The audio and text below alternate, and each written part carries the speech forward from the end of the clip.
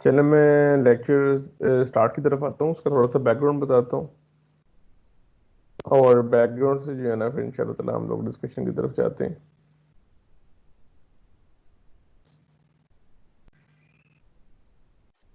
अस्सलाम वालेकुम सर, कैसे हैं आप?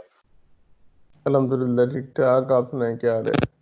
सर ठीक। सर मौजूम की कॉल आई है मुझे, वो कह रहा है कि मुझे इनवाइट करते काइंडली उसको ना, वो चैट पे वो ज्वाइन शो नहीं हो मौसम का रोल नंबर बताइएगा जरा मुझे। 8। सर साहब को इनवाइट कर रहे हैं इधर।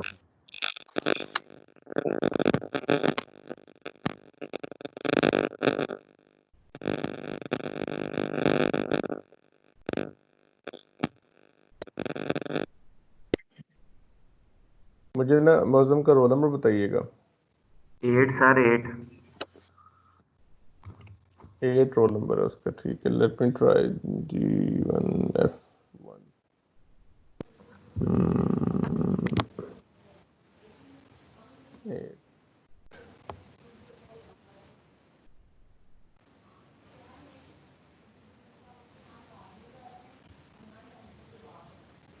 8 0।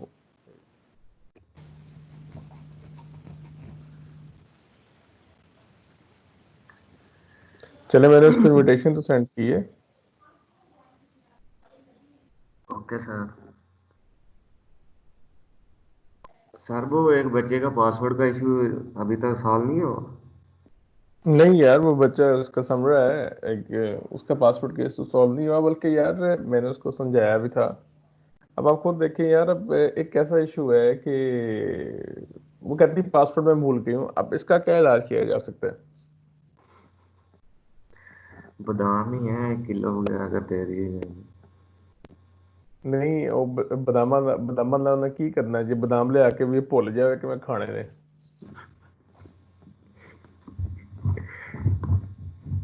अस्सलाम क्या वालेकुम ख्याल सर। है? जी वालेकुम अस्सलाम। जी मेरा कैंसल आ रहा है आपकी क्लास की जगह, ये किस इनवाइट करवाया है मैं किसी से, क्लास कैंसिल क्यों कैंसिल आ आ रहा है रहा है। यार? नहीं, पता आप नहीं, क्लास में आ तो गए हैं। ये वो किसी इनवाइट करवा किया ना किसी ने, मुझे अहमद को बोल के इनवाइट किया है। मैं दोबारा उसने चेक मुझे कर कहा लेता हूँ, लेकिन कैंसिल कैंसिल आना नहीं था चाहिए यार। अगर हो गया सब तभी कोई मसला नहीं है, अच्छी बात है कि अगर आपको किसी ने इनवाइट कर दिया, अगर खुदा ना खास्ता इस तरह का कुछ हो जाता है तो आप तो मुझे इन्फॉर्म कर सकते हैं, मैं आपको इनवाइट कर सकता हूँ। मुझे भी उसामा ने उसका भी कहा था, उसामा कह रहा हूँ, साद ने मुझे उसका भी कहा था, मौजम का, कि सर मौजम को हाँ इनवाइट सर। कीजिए सर प्लीज। सर उससे ना ये कोई डिस्कनेक्ट इशू हो नहीं गई है, है। कोई मसला नहीं है यार। मैं लेक्चर स्टार्ट करूँ, वो आ जी जाएगा इंशाल्लाह ताला, में ज्वाइन कर लेगा। अच्छा, लास्ट टाइम जो लेक्चर हम लोगों ने लिया था, उस लेक्चर बेसिकली हम लोगों ने लाइट की वेव नेचर के बारे में बात की थी, ठीक है। हम्म, और हमने बेसिकली वो सारे एक्सपेरिमेंट्स देखे थे, ये सारे नेचुरल फिनोमेना देखे थे जो लाइट की वेव नेचर के ऊपर होते हैं। अब हम लोगों ने जो बेसिकली लेक्चर आज डिस्कशन की तरफ जाना है, वो थोड़ा सा आप लोगों का फिजिकल ऑप्टिक्स की बेस पे होगा। फिर हम लोग ज्योमेट्रिक ऑप्टिक्स के ऊपर भी जाएंगे, क्योंकि बेसिकली आपका ये टॉपिक जो है, वो टॉपिक आपका जो सिलेबस है, बेसिकली वो सिलेबस आपका ऑप्टिक्स के हवाले से है। आप लोगों ने क्लास में क्या कुछ पढ़ा है?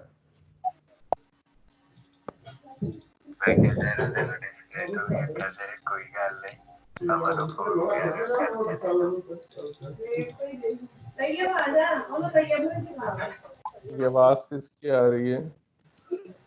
आपने अपना माइक काइंडली जो आप लोग ना म्यूट करते हैं।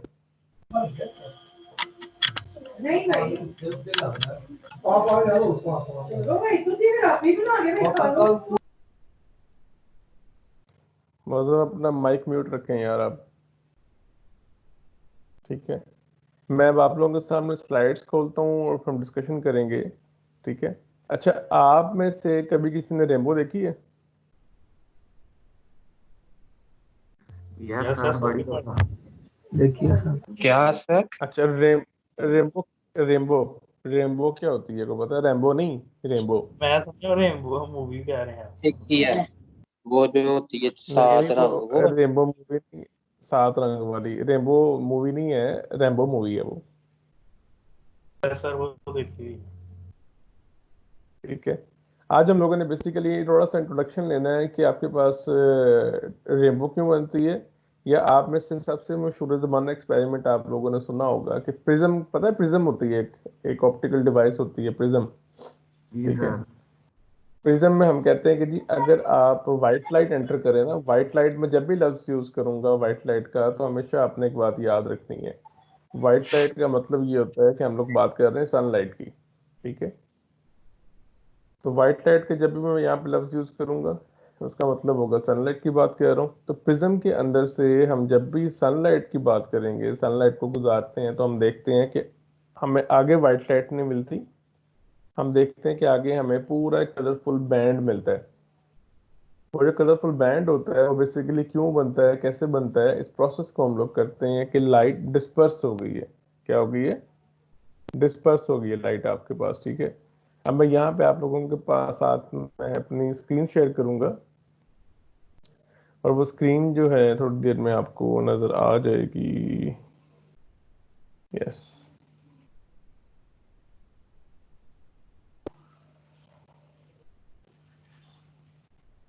जी, स्लाइड नजर आ रही है आप सबको?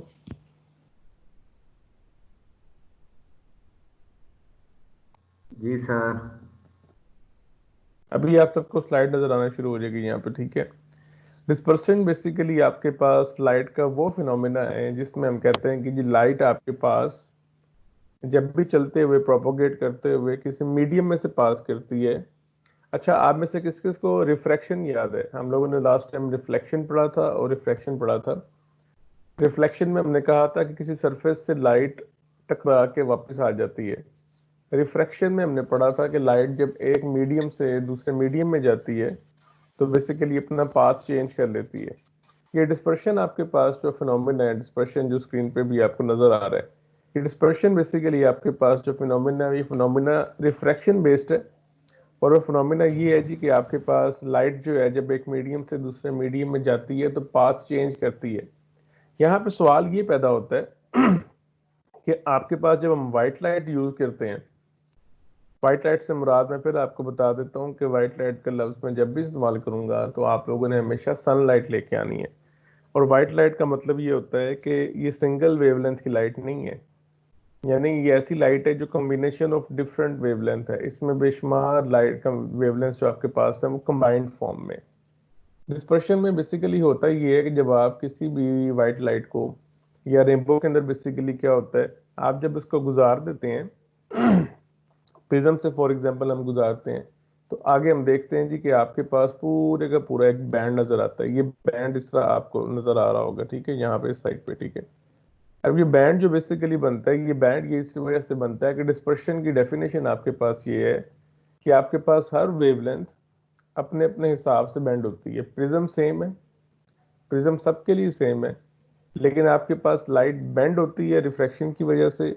और वो बेंडिंग इस बात पे डिपेंड कर रही होती है कि आपके पास वेवलेंथ कौन सी है। अगर आपके पास एक ही वेवलेंथ की लाइट है तो आगे आपके पास बेंडिंग के बाद एक ही पॉइंट पे वो मिलेगी।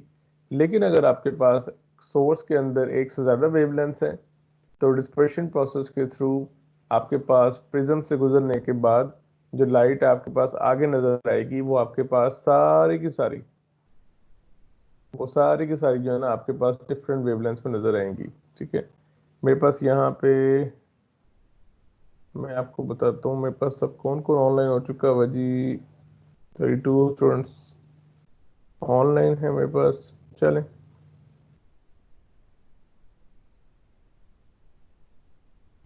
अब यहाँ पे ये कुछ डिस्क्रिप्शन लिखा हुआ है कि रेनबो के अंदर बेसिकली हम लोग रंग देखते हैं। कितने रंग देखते हैं? 7 रंग कहे जाते हैं, लेकिन नजर 6 आते हैं। ठीक है। एक साइड से स्टार्ट अगर किया जाए तो बेसिकली आपके पास रेड कलर होता है, ऑरेंज कलर होता है, उसके बाद आपके पास येलो कलर आता है, ग्रीन कलर आता है, फिर ब्लू आता है, फिर वायलेट आता है, और समटाइम्स आपको वहां पे इंडिगो भी नजर आता है। अब ये डिफरेंट जितने रंग हैं बेसिकली ये डिफरेंस इसमें क्या है कि इन सबकी वेवलेंथ डिफरेंट है। अगर आप गौर करें कि इन सबका सोर्स सेम है, हमें ये वाइट क्यों नजर आते हैं? हमें ये वाइट इसलिए नजर आ रहे होते हैं कि हमारी आंखों में ये इकट्ठे जा रहे होते हैं। बल्कि सिर्फ ये हमारे पास इकट्ठे नहीं जा रहे होते, हमारे पास इस कायनात में चारों तरफ जितनी रंगीन चीजें हैं वो बेसिकली हमें कलरफुल इसीलिए नजर आ रही होती हैं कि हमारी आंखों में एक से ज्यादा कम्बिनेशन जा रहा होता है डिफरेंट वेवलेंथ का। अगर एक वेवलेंथ हो तो सिर्फ हमें वही कलर नजर आएगा। अगर मैं बात करूं रेड कलर की लाइट की तो इसका मतलब है कि सिर्फ एक ही वेवलेंथ है, वो रेड है। अगर मैं बात करूं ग्रीन कलर की लाइट की तो बेसिकली वो आपके पास रेड है। लेकिन अगर मैं लफ्ज इस्तेमाल करता हूँ ब्राउन कलर की लाइट नजर आ रही है मुझे, ठीक है, ये ब्राउन कलर नजर आ रहा है, तो हमें पता है कि आपके पास बेसिकली ब्राउन कलर नहीं होता। तो ब्राउन कलर का मतलब ये है कि ये पॉसिबल है कि आपके पास ब्लैक चीज है कोई या रेड कलर की कॉम्बिनेशन है और 3 या 4 डिफरेंट डार्क वेवलेंथ ऐसी हैं जो मिलके आपको ब्राउन नजर आ रही हैं, ठीक है। अब यहाँ पे आपके पास अभी थोड़ी देर में स्लाइड नजर आएगी। इस स्लाइड के ऊपर बेसिकली ये जो कंसेप्ट अभी डिस्कस किया है हम लोगों ने कि आपके पास लाइट जो है वो डिस्पर्शन प्रोसेस कैसे करती है, ये आपके पास सबके पास नजर आना शुरू होगी। स्लाइड इसमें स्पेक्ट्रम बना हुआ है, प्रिज्म बना हुआ है, जी सर। जी सर। आना शुरू हो गई है। अगर आप यहाँ पे गौर करें इस तरफ, यानी इस डायग्राम पे अगर आप गौर करें, ये प्रिज्म है आपके पास, ये जो आपके पास इंसिडेंट लाइट आ रही है इसके यही अंडरलाइन में कर रहा हूँ, ये क्या लिखा हुआ है, प्योर वेवलेंथ, यानी एक ही वेवलेंथ की लाइट है। अच्छा, ये यहाँ से आपके पास ये गुजरी है, जब ये मीडियम चेंज हुआ है तो ये रिफ्रैक्शन हुई है, उसने अपना पाथ चेंज किया, या स्टिल अपना पाथ चेंज किया, और इस साइड पे इस तरफ जो कलर आपने दिया था वही कलर आपको इस साइड पे नजर आएगा। लेकिन अगर आप दूसरी तरफ आते हैं तो आपके पास ये जो इंसिडेंट लाइट है इसके नीचे प्योर नहीं लिखा हुआ है, इसके नीचे लिखा हुआ है व्हाइट लाइट। तो ये जो व्हाइट लाइट आपके पास आपको नजर आ रही है, अब उसने कहा जी व्हाइट लाइट आपके पास जब इसमें से पास की है तो अंदर इसके बाद प्रिज्म के अंदर आप देख सकते हैं कि आपके पास सिंगल वेव नहीं जा रही, आपके पास डिफरेंट वेवलेंथ में डिफरेंट कलर की वेवलेंथ जो है वो अपने अपने वेवलेंथ के अकॉर्डिंगली डिफरेंट एंगल्स पे बैंड होती है। और इसका रिजल्ट आपके पास क्या मिलता है, इसका रिजल्ट आपके पास मिलता है कि जी इस साइड पे आप देख सकते हैं कि आपको सिंगल बैंड नहीं मिलेगा बल्कि आपको यहाँ पे मल्टीपल बैंड मिल रहा होगा, ठीक है। तो ये बेसिक्स हैं आपके पास। अगर आप किसी भी जगह पे बारिश होती है और बारिश के बाद अगर आप वहां से देखें तो समटाइम्स अगर सूरज निकल आए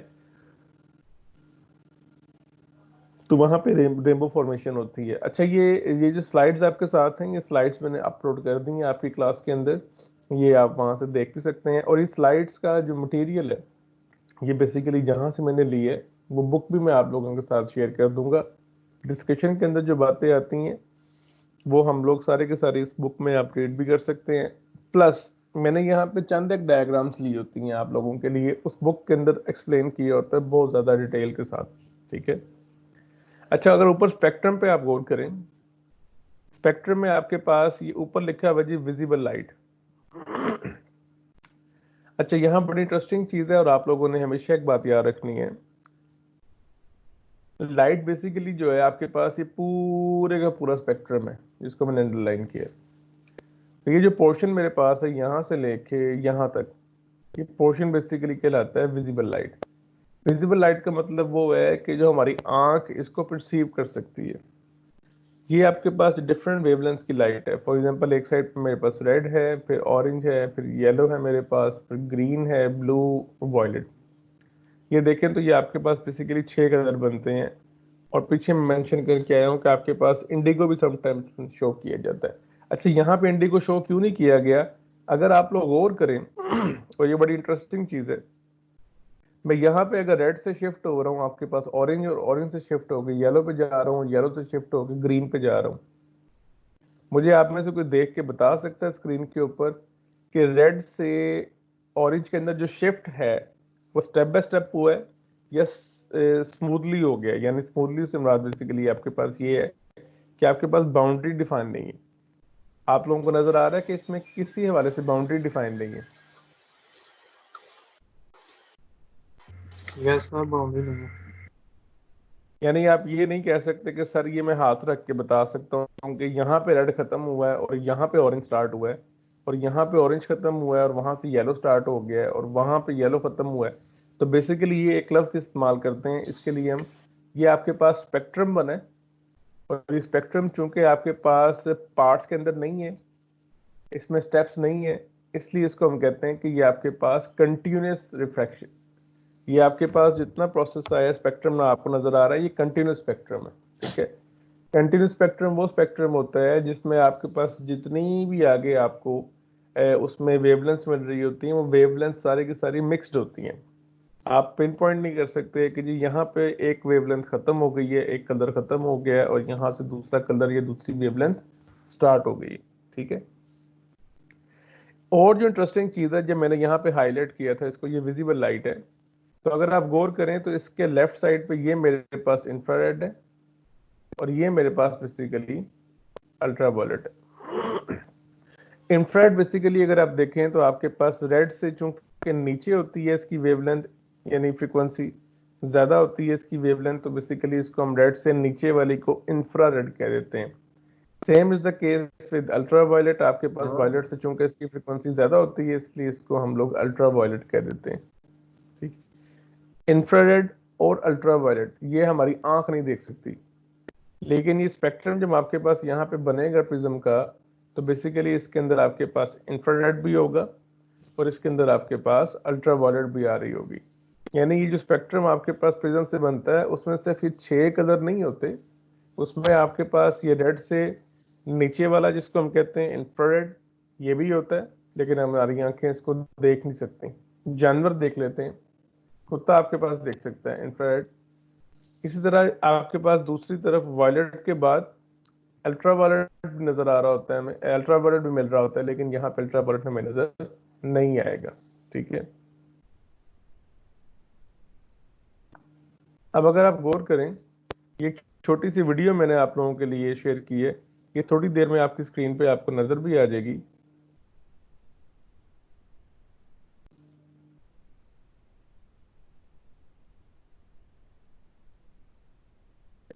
अच्छा, वीडियो नजर आ रही है आप सबको? Yes sir. Yes sir. अच्छा, वीडियो जो आप लोगों ने देखी है इसमें जरा सोच के और देख के मुझे बताएं, सबसे ऊपर कौन सा कलर है और सबसे नीचे वाला कौन सा कलर है? सबसे ऊपर रेड और नीचे जो है ना वॉयलेट शायद यहाँ पर वॉयलेट है। ठीक है, रेड की वेवलेंथ सबसे ज्यादा है, ऑरेंज की उससे कम है, येलो की उससे कम है, ग्रीन, फिर आपके पास इंडिगो ब्लू, वॉयलेट। आपके पास जितनी वेवलेंथ ज्यादा होती है उतनी बेंडिंग कम होती है। ये बात आपने एमसीक्यूज के लिए भी याद रखनी है। अब इस वीडियो के अंदर आप लोग देख सकते हैं कि आपके पास ये जो पॉइंट है, अगर आप गौर करें, ये आपके पास जो पॉइंट है, इस वीडियो को मैं पॉज करता हूँ आप लोगों के लिए। अगर आप देखेंगे व्हाइट लाइट आ रही है आपके पास और आगे आपके पास एक तरफ रेड है और एक तरफ आपके पास वॉयलेट है। अब बेंडिंग सब में हो रही है, लेकिन जिस चीज की वेवलेंथ जितनी ज्यादा होती है उसकी बेंडिंग उतनी कम होती है आपके पास। अगर बेंडिंग आपके पास कम होती है या बेंडिंग आपके पास ज्यादा होती है, अब ये बात याद रखनी है कि ये व्हाइट लाइट यूज की जा रही है, व्हाइट लाइट के लिए उसने आगे प्रिज्म एक ही रखा हुआ है। यानी आपके पास अगर याद हो आपको, मैंने एक लफ्ज इस्तेमाल किया था अपने लास्ट लेक्चर के अंदर कि रिफ्रैक्टिव इंडेक्स होता है, और रिफ्रैक्टिव इंडेक्स किस चीज पे डिपेंड करता है? आपके मीडियम की डेंसिटी पे डिपेंड करता है। तो इस वाइट लाइट के लिए ये जो हम लोग मीडियम यूज कर रहे हैं प्रिज्म का, इसकी डेंसिटी सेम है। तो रिफ्रैक्टिव इंडेक्स सेम होने के बावजूद बेंडिंग इस बात पे डिपेंड करती है कि लाइट की वेवलेंथ कितनी है। तो ये बात आप लोगों ने याद रखनी है एमसीक्यूज के पॉइंट ऑफ व्यू से भी, कि आपके पास जो है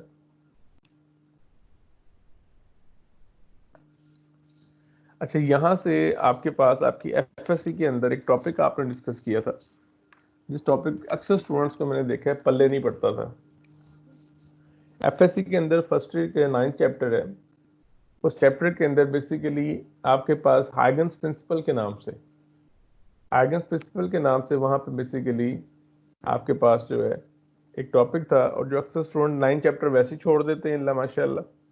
ठीक है, और 9th चैप्टर करते ही नहीं है, और अगर 9th चैप्टर तैयार भी करें तो हाइगन्स प्रिंसिपल को बेसिकली वो मिस कर देते हैं, छोड़ देते हैं। अच्छा, अगर आप गौर करें, अगर आप गौर करें, पानी के अंदर लहरें हो, पानी की जो लहरें होती हैं अगर आप उसको ऊपर से देखें तो बेसिकली वो आपको ऐसी नजर आएंगी। अगर आप उसको ऊपर से देखें, ठीक है। अगर आप उसको साइड से देखें यानी आपने किसी ग्लास के जार के अंदर, बहुत बड़े ग्लास के टैंक के अंदर पानी लिया हुआ है और उसको अंदर आप लहरें प्रोड्यूस करते हैं, अगर आप उसको ऊपर से कैमरा लगा के देखेंगे तो आपको ऐसे नजर आएंगी, view from the above sorry. और अगर आप उसको साइड से देखेंगे ग्लास के अंदर तो आपको बेसिकली ऐसे नजर आएगा। और अगर आप इन दोनों को आपस में मिला के देखेंगे तो आपको बेसिकली ऐसे नजर आएगा। ये आपके पास मिल रहा है आपको ओवरव्यू, आपके पास ओवरऑल व्यू कैसा आएगा, ठीक है। अच्छा, अब हाइगन्स प्रिंसिपल जो आपके पास है इसको समझने के लिए एक चीज बड़ी बड़ी इंपॉर्टेंट है। वो इंपॉर्टेंट चीज आपके पास क्या है? वो इंपॉर्टेंट चीज आपके पास ये है कि आपको दो कॉन्सेप्ट पता होने चाहिए। एक कॉन्सेप्ट आपके पास होता है जी इन फेज होना किसी भी चीज का, और दूसरा कॉन्सेप्ट आपके पास होता है वेवलेट का। मैंने दो लफ्ज यूज किए हैं, एक लफ्ज को मैं यहाँ पे हाईलाइट कर देता हूँ। ये मैं आपके पास जो स्लाइड आ रही है इस स्लाइड के ऊपर इस लफ्ज को मैं हाईलाइट करने लगा हूँ। ये आप सबको नजर आ रहा है?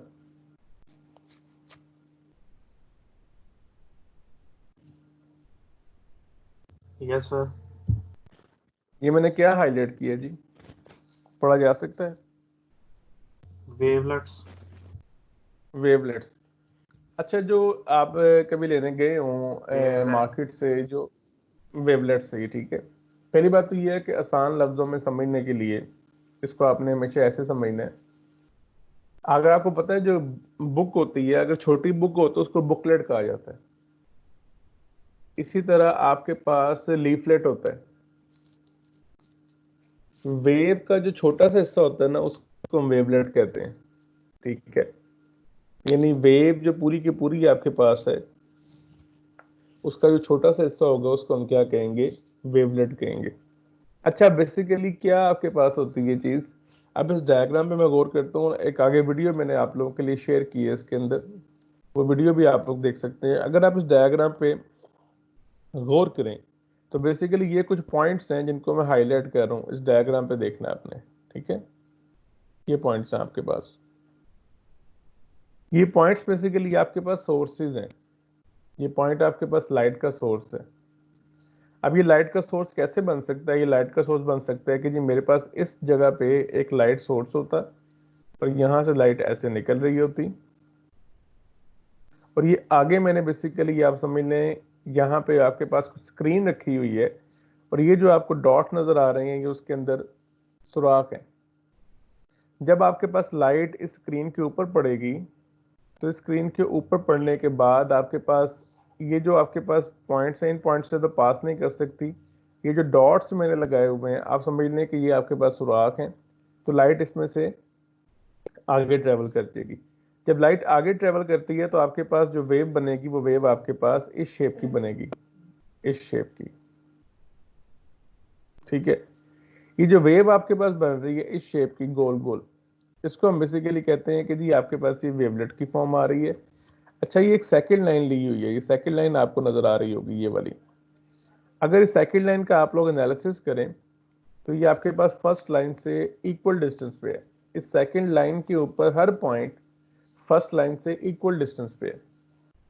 इसका मतलब ये है कि अगर आप लाइट को एज अ वेव इमेजिन कर रहे हैं और वेव के अंदर फॉर एग्जांपल आपके पास क्रस्ट भी आता है और ट्रफ भी आता है, तो जिस टाइम पे ये सेकंड लाइन पे आपके पास क्रस्ट आएगा तो आपके पास बेसिकली हर जगह पे क्रस्ट ही आ रहा होगा। यहाँ पे भी क्रस्ट होगा, यहाँ पे भी क्रस्ट होगा, यहाँ पे भी क्रस्ट होगा। और जिस टाइम पे इस सेकंड लाइन के ऊपर आपके पास पीछे से ट्रफ आ रहा होगा तो आपके पास 9:15 मैं उठिया हर हूँ, पॉइंट क्योंकि कल 8 बजे लग गए थे। है कौन बात कर रहा मैं है? ना 9:15 उठिया हूँ।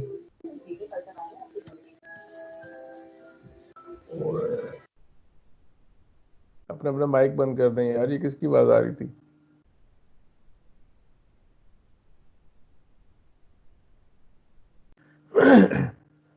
आप लोग काइंडली अपना अपना माइक बंद रखिएगा ताकि ये जो कंटिन्यूटी ये लेक्चर की डिस्टर्ब ना हो। तो मैं आपसे ये बात कर रहा था कि आपके पास यहाँ पे ये लफ्ज लिखा हुआ है ओल्ड वेव फ्रंट। तो हाइगन्स ने बेसिकली क्या एक्सप्लेन किया था? हाइगन ने ये एक्सप्लेन किया था कि आपके पास जो है जब भी सोर्स से लाइट निकलेगी तो लाइट चारों तरफ फैलती है। जब लाइट चारों तरफ फैल रही होती है आपके पास, तो एक पॉइंट ऐसा आता है, आगे आप किसी भी पॉइंट पे बैठ के अगर सोचेंगे, मैं आपको इमेजिन करता हूँ कि आप लोग कमरे के दरमियान में एक बल्ब रख दें, उस बल्ब को ऑन कर दें और आप एक फुटबॉल की तरह का स्फीयर इमेजिन कर लें, एक गोला इमेजिन करें। वो जो बल्ब आपके पास है वो उसके सेंटर पे रखें। अब आप खुद जरा सोच के मुझे बताइएगा कि आपके पास जो स्फीयर है, जो फुटबॉल मैंने लिया हुआ है, जो बॉल मैंने आपको इमेजिन करवाया हुआ है, अगर बल्ब आपके पास सेंटर पे है तो उस बॉल की सरफेस के ऊपर जितने पॉइंट्स हैं, वो पॉइंट्स का डिस्टेंस जो है वो सेंटर से हमेशा सेम नहीं होगा।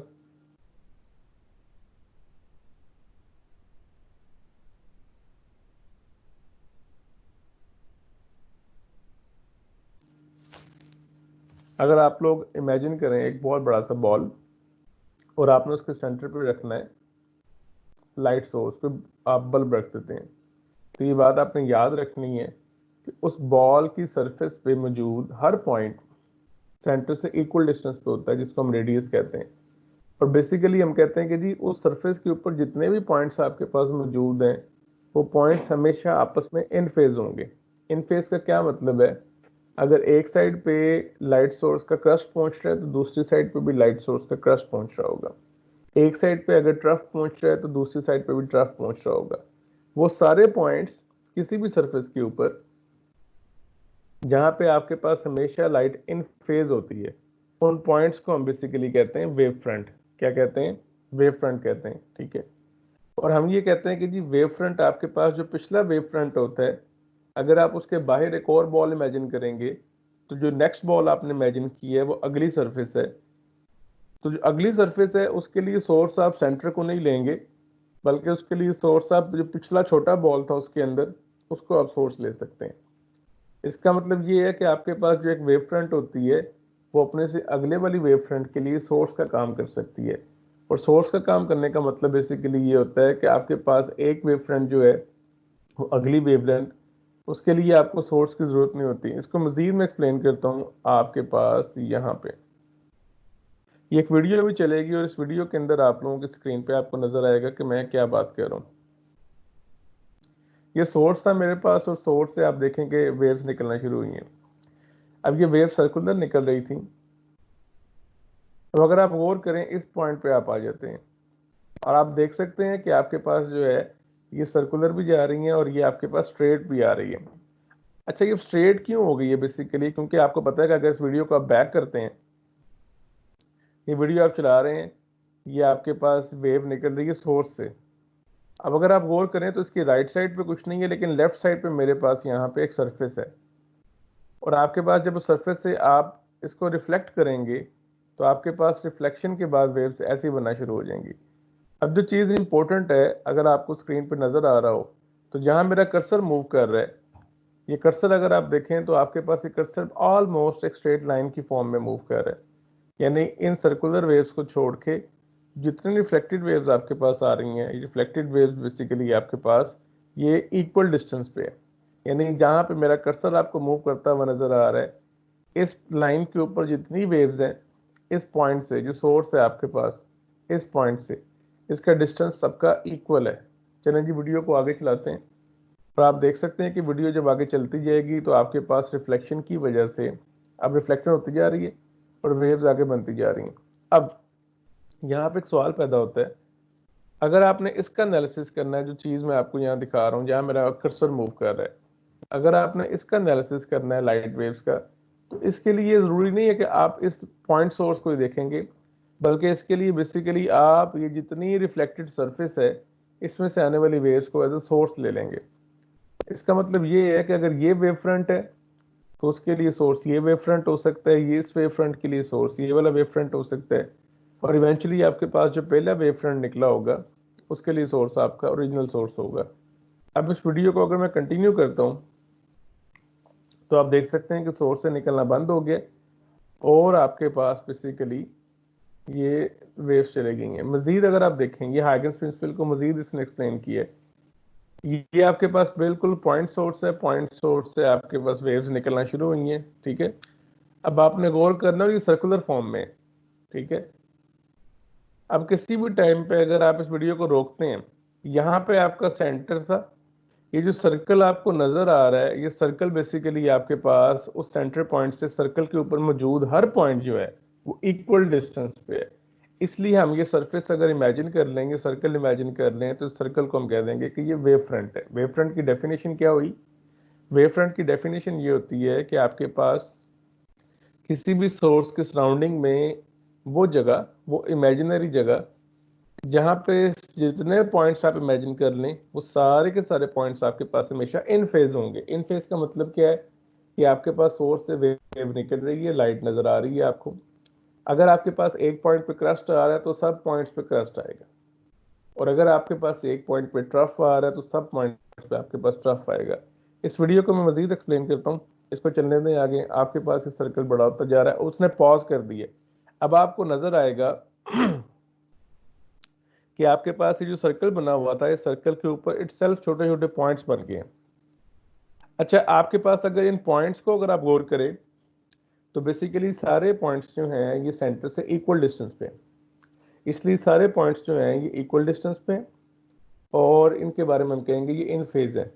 अच्छा, जो आपके पास सेंटर से वेव की शेप बनी थी सर्कुलर, अब ये जितने डॉट्स आपको, जितने पॉइंट्स आपको नजर आ रहे हैं स्क्रीन के ऊपर, बेसिकली अगर आप इनको सोर्स इमेजिन करें, यानी आप ये इमेजिन करने के लिए आपके पास यहाँ पे ये एक सरफेस रखी है, एक बॉल रखा है, और ये जो पॉइंट्स आपको नजर आ रहे हैं ये उसमें से बेसिकली सुराख है, तो लाइट इसमें से निकलेगी। अब जब लाइट निकलेगी तो बेसिकली कैसे बिहेव करेगी?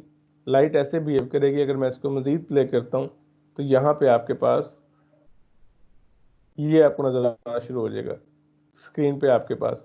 यानी जो काम आपके पास सेंटर से हुआ था, एक स्पॉट पे एक पॉइंट ने किया था, अब हर पॉइंट वही काम कर रहा है, यानी अपनी अपनी सर्कुलर वेव जनरेट कर रहे हैं। तो ये आपके पास सब प्राइमरी सोर्स था, लेकिन ये जो डॉट्स मेरे पास बने हैं, ये डॉट्स सब कहलाते हैं कि जी आपके पास ये फर्स्ट वेव फ्रंट है। अब मजीद अगर आपने इसका एनालिसिस करना है दूर से, तो उन वेव फ्रंट्स के लिए, उन पॉइंट्स के लिए आपके पास जो सोर्स है वो सेंटर पे नहीं है, वो आप अपने सारे पॉइंट्स को सोर्स ले सकते हैं, ठीक है।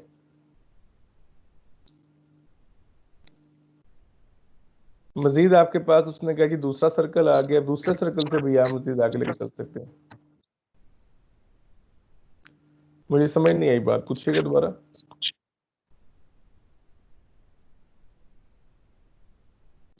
कोई सवाल था किसी का?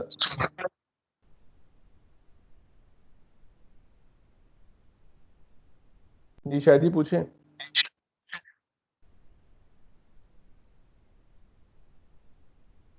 अब उधर आप कुछ क्वेश्चन पूछना चाह रहे हैं? नहीं सर, मेरा नहीं है, माइक ऑफ है मेरा। मौसम का शायद। अच्छा जी, मौजम आप कुछ क्वेश्चन पूछना चाह रहे हैं?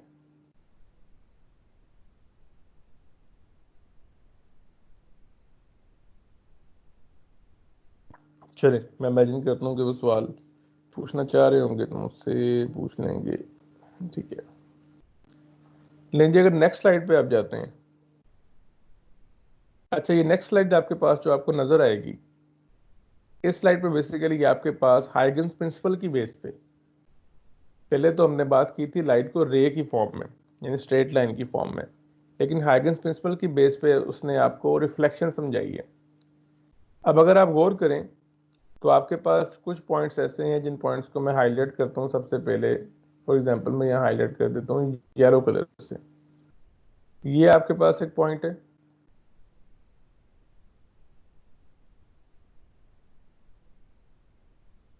अगर आप देखें तो यहाँ से लाइट आ रही है आपके पास, और जो लाइट आ रही है आपके पास ये बेसिकली उसके जो राइट साइड पर कर्व्ड हैं, ये बेसिकली उसके बने हुए हैं वेवलेट्स, ठीक है।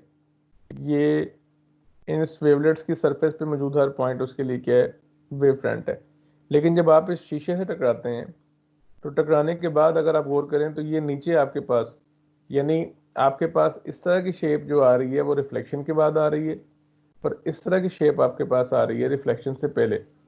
तो लाइट जब रिफ्लेक्ट हुई है तो आपके पास बेसिकली रिफ्लेक्ट होने के बाद वेवफ्रंट्स की शेप भी आपके पास चेंज होना शुरू हो जाएगी। ठीक है, एक तो ये बात याद रखनी है।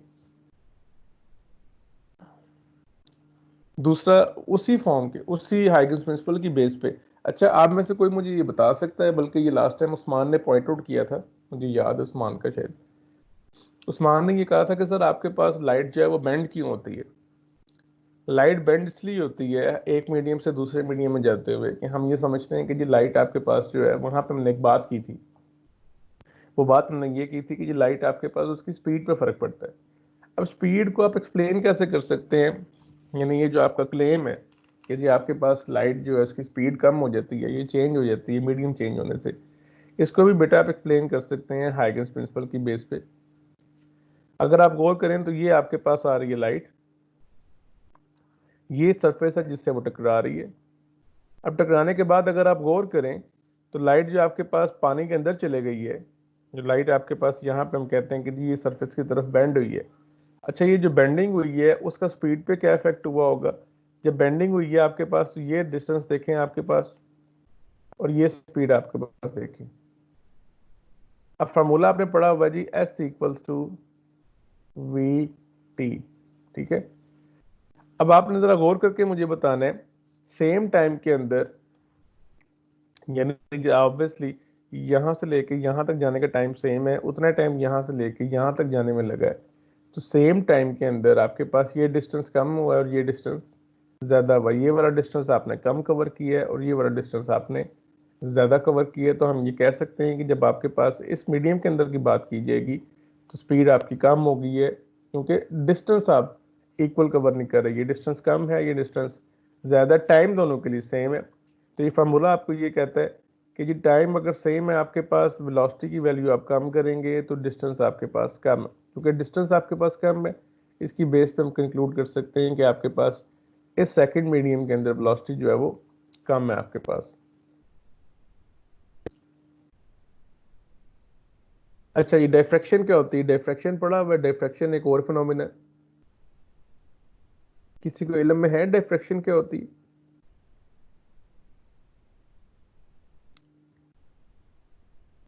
अच्छा, ये एक बात याद रखनी है, आज का जो लेक्चर जो है ना, बेसिकली ये लेक्चर इटसेल्फ आप लोगों के लिए थोड़ा सा मुश्किल होगा। ये मुश्किल इसलिए मैं कह रहा हूँ कि इसमें ऑलमोस्ट जो पुराना लेक्चर हम लोगों ने लिया था ना, उस लेक्चर में ऑलमोस्ट सारी चीज़ें ऐसी थी जो आप लोगों ने किसी ना किसी हवाले से पढ़ी हुई थी। हेलो जी जी जी सर ऐड नहीं हो रहा। कौन ऐड नहीं हो रहा। ओके सर, हो गए हैं। नईम साहब आ गए ने।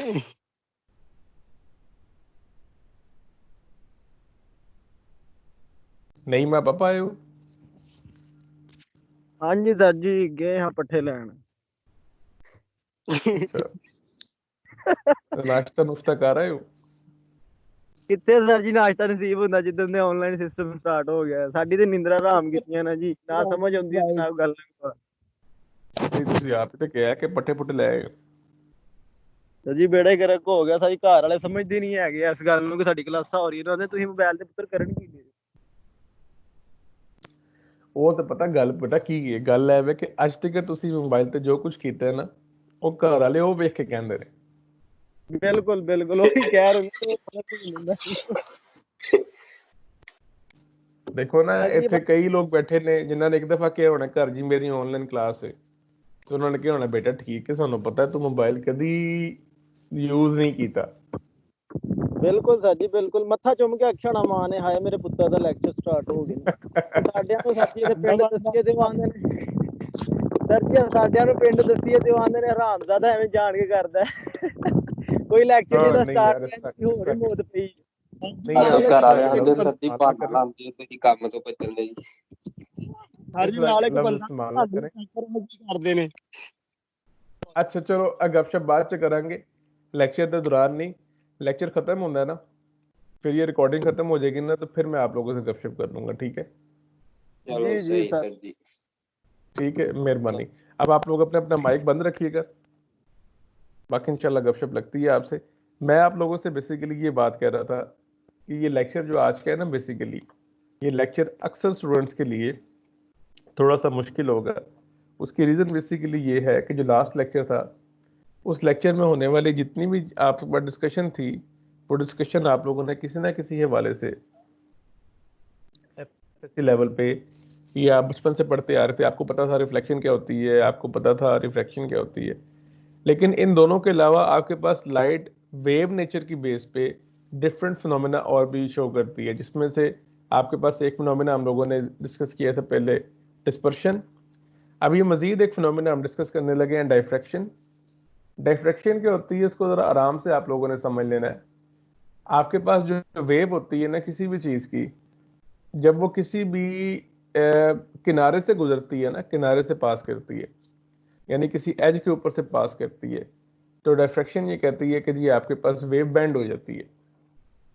इसकी सादा सी मिसाल एक ये है कि अगर आपके पास आप कमरे में बैठे हुए हैं, ठीक है, और साथ वाले कमरे के अंदर कोई बंदा गुफ्तगू कर रहा है या उस कमरे के बाहर खड़ा होकर गुफ्तगू कर रहा है और आप दरवाजे के सामने नहीं खड़े, लेकिन स्टिल आपको उसकी आवाज़ बड़ी क्लियर आ रही होगी। अब जब आप उसके सामने नहीं खड़े और साउंड चूंकि एक वेव है, तो बेसिकली साउंड आपके पास सीधा तो नहीं आ रहा। साउंड आपके पास जब दरवाजे में से पास की है उसकी वेव, तो बेसिकली वो बेंड हो गया है, वो चारों तरफ फैल गया, जिसको थोड़ा सा उसने इस डायग्राम में समझाने की कोशिश की है। ठीक है, इस डायग्राम में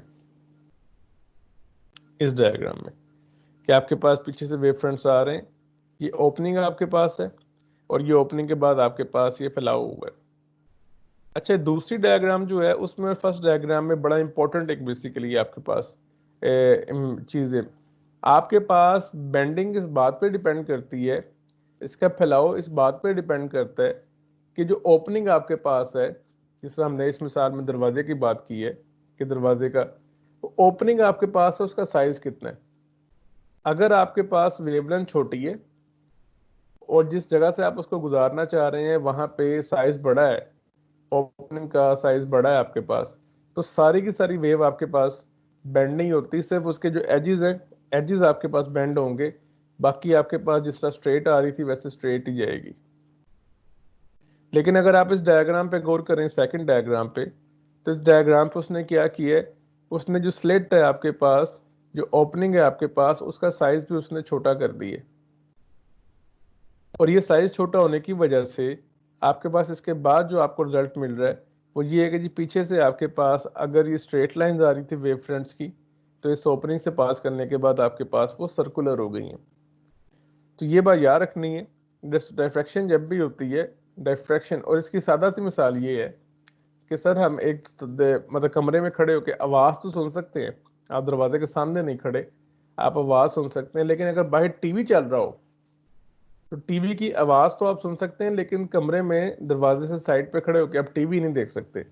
उसकी रीज़न ये है कि लाइट वेव्स आपके पास जो आ रही होती हैं उनकी वेवलेंथ कम है, और बेसिकली दरवाजे की जो साइज़ है, दरवाजे की ओपनिंग साइज़ बड़ा है, तो साउंड की वेवलेंथ के हिसाब से तो आप उसे कंपेयर कर सकते हैं। कंपैरिजन होगा जब भी वेवलेंथ का साइज ओपनिंग के साइज के साथ आप कंपेयर करेंगे, अगर कंपेयर हो सकता हो तो फिर आपके पास डिफ्रैक्शन फिनोमेना नजर आएगा, अगर वो कंपेयर नहीं हो सकता होगा तो फिर आपको नजर नहीं आएगा। अब टीवी की जो आवाज आ रही है उसकी वेवलेंथ और दरवाजे का साइज ऑलमोस्ट सेम होता है, इसलिए आप कोने पे भी खड़े होंगे, दरवाजे के सामने नहीं भी खड़े होंगे, तो बेसिकली आपको टीवी पे क्या चल रहा है उसकी आवाज आ जाएगी, लेकिन टीवी वहां पे आपको नजर नहीं आएगा। क्यों? अब लाइट की बात कर रहे हैं, देखने के लिए आपको लाइट चाहिए। अब लाइट जो है बेसिकली उसकी वेवलेंथ काफी कम है और उसके हिसाब से दरवाजे का साइज काफी बड़ा है। इन दोनों की वेवलेंथ और उसके साइज को आपस में कंपेयर नहीं किया जा सकता। हाँ, अगर आप एक काम करें, अगर आप दरवाजे का साइज की जगह, दरवाजे की जगह छोटा सा सुराख रखते हैं, जिसे आप लोग सादा लफ्जों में पिन होल कहते हैं। पिन होल का लफ्ज सुना हुआ है आप लोगों ने? पिन होल बेसिकली ये होता है कि आपके पास गत्ता है या कागज है और उसमें आप पेन से सुराख कर दें।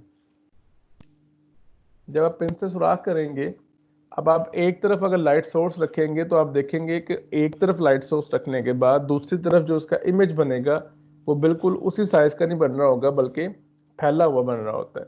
और वो बेसिकली क्यों हो रहा होता है? वो डिफ्रैक्शन की वजह से हो रहा होता है। चलें मजीद इसको आगे लेके चलते हैं। तीसरा फिनोमिना बड़ा मशहूर नाम आपने सुना हुआ है। फर्स्ट हम लोगों ने पढ़ा डिस्पर्शन, दूसरा हम लोगों ने डिस्कस किया डिफ्रैक्शन।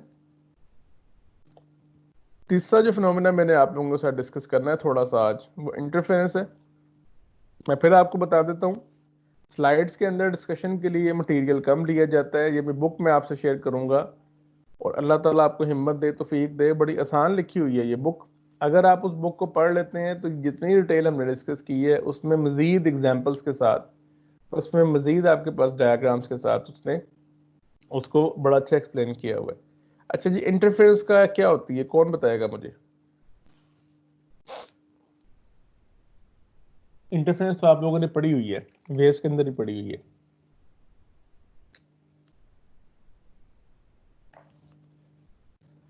जी कौन बताएगा मुझे इंटरफेरेंस के बारे में?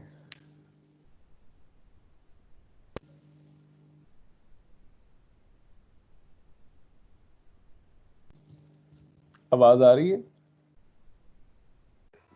जी सर। Yes sir.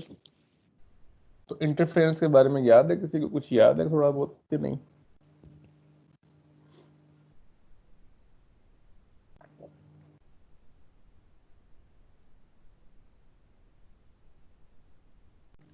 ये 3-4 की मुझे आवाज आती है, बाकी लोग ऑन करके कितने आगे पीछे तो नहीं ना गायब हो जाते? सर जी घर ਦੇ ਮਾਮਲਾਤ ਬਹੁਤ ਜ਼ਿਆਦਾ ਨੇ, ਉੱਥੇ ਬਿਜ਼ੀ ਹੋ ये ਜਾਂਦੇ। सारे सर ये जाना किधर है? नहीं नहीं, आप चंद एक लोग हैं भी नहीं, मैं उससे बात हो रही थी मेरी। उसामा की आवाज आती है, अबू जर की साथ की आवाज आई है मुझे। मैं ये नहीं कह रहा कि आप सब बोलना शुरू कर दें अब, मकसद ये था कि मैं मजाक करूं ऐसे ही कि बाज़ दफा, क्योंकि एक लेक्चर में मेरे साथ हुआ ऐसे, स्टूडेंट ने सिस्टम ऑन किया हुआ था और बैक एंड पे जो है ना वो प्रेजेंट ही नहीं थी।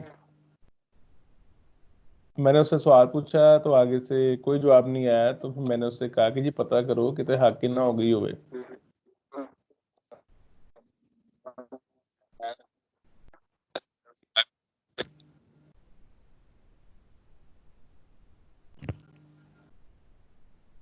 डिस्कशन की तरफ आते हैं। ये बात आप लोगों ने हमेशा याद रखनी है और ये अल्टीमेट टेस्ट है। अगर आप किसी चीज के बारे में ये क्लेम करते हैं कि वो वेव है, मैं अपना जुमला दोहरा रहा हूं, अगर आप किसी चीज के बारे में ये क्लेम करते हैं कि वो चीज वेव है आपके पास, तो ये बात आप लोगों ने हमेशा हमेशा याद रखनी है कि वो रिफ्लेक्शन करे या रिफ्लेक्शन करे, सब कुछ करे, वो इंटरफेरेंस लाजमन करेगी। वो क्या करेगी? इंटरफेयर लाजमन करेगी। ये जो स्लाइड आपको मिलेगी, तो स्लाइड के ऊपर ये थोड़ा सा जो टेक्स्ट लिखा हुआ है, तो एक टेक्स्ट की जो फर्स्ट लाइन है अगर आप उस पर गौर करें तो वो फर्स्ट लाइन बेसिकली ये लिखा है कि जी आपके पास किसी भी वेव का जो सबसे सर्टेन इंडिकेशन है, यानी किसी भी वेव का जो अल्टीमेट टेस्ट है कि किसी भी चीज़ के वेव होने के बारे में, वो हमेशा आपको मिलेगा इंटरफेरेंस है। इंटरफेरेंस आपके पास क्या होती है? इंटरफेरेंस आपके पास ये होती है कि अगर आपके पास एक ही मीडियम है, सब पानी की मिसाल लेते हैं हम कि जी पानी का टब है और उसमें आप एक से ज़्यादा वेव्स प्रोड्यूस कर देते हैं, यानी एक बंदा एक तरफ से उसमें हाथ हिलाना शुरू कर देता है, दूसरा बंदा दूसरी तरफ से हाथ हिलाना शुरू कर देता है। अब उसका रिजल्ट आपके पास क्या निकलता है? उसका रिजल्ट आपके पास या ये है कि जी सेम साइड पर खड़ा होके दो तरह की वेव्स प्रोड्यूस हो जाती हैं, यानी आप दोनों हाथों से उसके अंदर डिस्टर्बेंस पैदा करते हैं। तो मीडियम सेम है लेकिन वेव्स अब एक से ज़्यादा है। तो ये बात याद रखनी है, जब भी आपके पास सेम मीडियम हो और वेव्स एक से ज़्यादा प्रोड्यूस हो रही हो तो वो आपस में इंटरफेयर करती हैं। इंटरफेयर कहते हैं किसी के काम में मुदाखलत करना, किसी चीज़ में मुदाखलत करना, तो वो वेव्स आपके पास मुदाखलत करती हैं। अब जो मुदाखलत होती है, जो इंटरफेरेंस होती है, वो दो तरह की हो सकती है। एक इंटरफेरेंस आपके पास हो सकती है इस शक्ल में, अगर आप इस फर्स्ट डायग्राम पे गौर करें, इसमें दो वेव्स आपके पास आ रही हैं, this is your wave 1, this is your wave 2, और आप देख सकते हैं कि जिस पॉइंट पे वेव 1 का क्रस्ट है उसी पॉइंट पे वेव 2 का क्रस्ट है, जिस पॉइंट पे इसका ट्रफ है उसी पॉइंट पे इसका ट्रफ है। यानी आपके पास मीडियम के अंदर वेव्स आपस में मिलें और जिस पॉइंट पे वो मिल रही हैं उस पॉइंट पे बेसिकली ये हो कि एक का क्रस्ट है तो दूसरे का भी क्रस्ट है और एक का ट्रफ है तो दूसरे का भी ट्रफ है, तो हम कहते हैं कि जी आपके पास वो एक दोनों को सपोर्ट करती हैं। वो दोनों एक दूसरे को इन्हेंस करती हैं, सपोर्ट करती हैं, और सपोर्ट करने का नतीजा ये होता है कि आपके पास एज अ रिजल्ट वेव बड़ी हो जाती है, वेव आपके पास स्ट्रांग हो जाती है, वेव आपके पास बड़ी हो जाती है। अगर आप गौर करें, इसका उसने डिस्प्लेसमेंट लिया हुआ एक्स, इसका डिस्प्लेसमेंट भी उसने लिया हुआ एक्स, लेकिन यहाँ पे अगर आप गौर करें तो जो रिजल्टेंट उसने लिया है, रिजल्टेंट का डिस्प्लेसमेंट उसने लिया हुआ 2x। यानी हम सिंपल और सादा लफ्जों में ये कहते हैं कि ये दोनों का एम्पलीट्यूड आपस में क्या होता है, ऐड हो जाता है, और ये कहलाता है आपके पास कंस्ट्रक्टिव इंटरफेरेंस। कंस्ट्रक्टिव इंटरफेरेंस कब होता है? जब आपके पास जितनी वेव्स आ रही हैं, जिस पॉइंट पे वो इंटरफेयर कर रही हैं, उस पॉइंट पे वो इन फेज हों। इन फेज का फिर वही बात है, एक का क्रस्ट आ रहा है, दूसरे का भी क्रस्ट आए, एक का ट्रफ आ रहा है, दूसरे का भी ट्रफ आए, ठीक है। अब आ जाते हैं इस दूसरी डायग्राम के ऊपर। अब इस दूसरी डायग्राम पे अगर आप गौर करें, सेम आपके पास मीडियम है, उसमें वेव्स प्रोड्यूस हुई हैं, 2 वेव उसने शो की हुई हैं, लेकिन इस दफ़ा अगर आप गौर करें तो आपके पास अगर वेव 1 का जिस पॉइंट पे क्रस्ट है, इसका ट्रफ है, और जिस पॉइंट पे इसका ट्रफ है, इसका क्रस्ट है, तो इसका जो रिजल्ट आपके पास मिलेगा, आप देख सकते हैं कि वहां पे आपके पास किसी तरह का भी कोई वेव नजर नहीं आ रही। तो यहाँ पे बेसिकली चूंकि इन दोनों ने एक दूसरे को ख़त्म कर दिया है, तबाह कर दिया है, एक दूसरे के इफेक्ट को, डिस्ट्रक्शन हुई है। हम लफ्ज़ यूज़ करते हैं इंग्लिश का डिस्ट्रक्शन, तो ये कहलाएगा आपके पास डिस्ट्रक्टिव इंटरफेरेंस। और पहले वाला आपके पास था कंस्ट्रक्टिव इंटरफेरेंस, और दूसरे वाला आपके पास कहलाएगा डिस्ट्रक्टिव इंटरफेरेंस। डिस्ट्रक्टिव इंटरफेरेंस कब होता है? जब आपके पास जिस पॉइंट पे वेव्स इंटरफेयर कर रही हैं, उस पॉइंट पे एक वेव का अगर क्रस्ट है तो दूसरे का ट्रफ आ जाए, और अगर एक वेव का ट्रफ है तो दूसरे का क्रस्ट आ जाए, तो हम कहते हैं कि जी आपके पास वहाँ पे डिस्ट्रक्टिव इंटरफेरेंस होगा। कोई प्रॉब्लम है इसके अंदर तो हम उससे पूछ सकते हैं।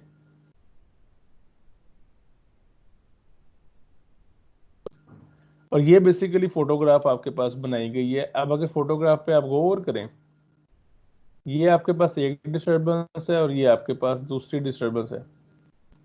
ये सोर्सेज आपके पास जा रहे हैं, ये सोर्सेज अगर आप गौर करेंगे सर्कुलर फॉर्म में जा रहे हैं, यानी ये आपके पास वेव फ्रंट्स की फॉर्म में जा रहे हैं, ठीक है।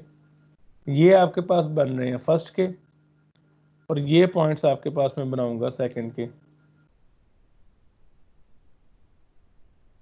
और आप देख सकते हैं कि ये आपस में कई पॉइंट्स पे ओवरलैप कर रहे हैं। इस पॉइंट पे ओवरलैप हुआ है, इस पॉइंट पे ओवरलैप हुआ है, इस पॉइंट पे ओवरलैप होगा। तो बेसिकली ये जो ओवरलैपिंग वाले पॉइंट्स हैं आपके पास, यहाँ पे इंटरफेरेंस होगी। अच्छा, इसका पैटर्न कैसे बनता है? कंस्ट्रक्टिव और डिस्ट्रक्टिव इंटरफेरेंस का पैटर्न आपको कैसा नजर आएगा, वो अगर आप गौर करें तो ये नेक्स्ट स्लाइड से आपको नजर आएगा। और ये चले ये इंटरफेरेंस पैटर्न जो आपके पास है, इसका बड़ा मशहूर ज़माना एक्सपेरिमेंट आपने पढ़ा हुआ है, यंग्स डबल स्लिट एक्सपेरिमेंट। ये एक्सपेरिमेंट जो है ये इंशाल्लाह हम लोग नेक्स्ट क्लास में डिस्कस करेंगे। अच्छा, एक छोटा सा आपने काम करना है, मैं इसी वेबसाइट के ऊपर, बेसिकली इसी सॉफ्टवेयर के ऊपर आप लोगों के लिए एक छोटा सा क्विज जो है वो इस वीक के अंदर मैं अपलोड कर दूंगा, जिसमें उस क्विज में वो सारी बातें बेसिक शामिल होंगी। आसान सा क्विज होगा जो हम लोगों ने अभी तक डिस्कशन की है कि आपके पास वेव नेचर और आपके पास रिफ्लेक्शन में क्या होता है, रिफ्लेक्शन की डेफिनेशन आपको पता होनी चाहिए, फिर डिस्पर्शन की डेफिनेशन आपको पता होनी चाहिए, बेंडिंग किस चीज़ पर डिपेंड करती है, वो उसकी वेवलेंथ पे डिपेंड करती है, इस तरह ही आपके पास इंटरफेरेंस का पता होना चाहिए। तो ये बेसिक डायग्राम्स, बेसिक डेफिनेशंस आपको पता होंगी। तो वो एक छोटा सा क्विज होगा जो कि इसी पे आप ऑनलाइन सॉल्व कर सकते हैं, और सॉल्व करने के बाद जब आपको सबमिट करेंगे तो साथ ही आपको उसके पॉइंट्स मिलना शुरू हो जाएंगे, ठीक है। तो बाकी ये डबल स्लिट एक्सपेरिमेंट है, तो आगे भी स्लाइड्स काफ़ी पड़ी थी, लेकिन मैं सोच रहा था कि ये आपके पास फिर जो है नेक्स्ट लेक्चर में मैं इसको कंटिन्यू करूँगा, ठीक है। तो आप लोगों का जो लेक्चर है वो बेसिकली यहाँ तक है, इस स्लाइड तक। Okay sir. ये डबल स्लिट एक्सपेरिमेंट जो है ना, ये अभी पढ़ा के मैंने मजीद आपको बोर नहीं करना। अगर आप ओके सर। बेसिकली, ये मैंने क्यों आपको ब्रेक दी है, ये ब्रेक आपको मैंने इसलिए दी है, मैं फिर आपको, और ये सजेशन है मेरी, मैं अभी ये स्लाइड्स मैंने अपलोड कर दी हैं आपके पास, ठीक है। ये स्लाइड्स जो हैं ये मैं आपके ग्रुप में भी फेंक देता हूँ, ठीक है। जो चीज़ इंपॉर्टेंट है, सबसे इंपॉर्टेंट चीज़ जो है इसके अंदर, वो ये बात याद रखनी है कि ये डबल स्लिट एक्सपेरिमेंट समझने के लिए आप लोगों ने काइंडली जो बुक में साथ आपको दूंगा वो 5-10 पेजेस होंगे, वो आप लोगों ने लाजमन पढ़ने हैं। वो पढ़ के आप लोग अगले हफ्ते का लेक्चर लेंगे। जब वो पढ़ के आप अगले हफ्ते का लेक्चर लेंगे तो बेसिकली आपके पास यहाँ से ऑनवर्ड्स हम चलना शुरू हो जाएंगे आपकी प्रैक्टिकल साइड पे कि जी हम ऑप्टिक्स की प्रैक्टिकल साइड से किस तरह बेनिफिट ले सकते हैं। अभी मैंने इसमें आपको मिरर्स नहीं पढ़ाए, अभी मैंने इसमें आपको लेंस नहीं पढ़ाए। नेक्स्ट लेक्चर जो होगा हमारा वो बेसिकली आपके पास थोड़ा सा लेंस की फॉर्मेशन के बारे में होगा, और चूंकि हमने डबल स्लिट एक्सपेरिमेंट पढ़ना है तो नेक्स्ट लेक्चर जो आपका है डबल स्लिट एक्सपेरिमेंट के ऊपर काफ़ी अच्छा एक्सटेंसिव लेक्चर होगा। ठीक है, तो यहाँ पे मैं इस लेक्चर को ख़त्म कर रहा हूँ। आपने क्वेश्चंस पूछने तो आप मुझसे सवाल पूछ सकते हैं।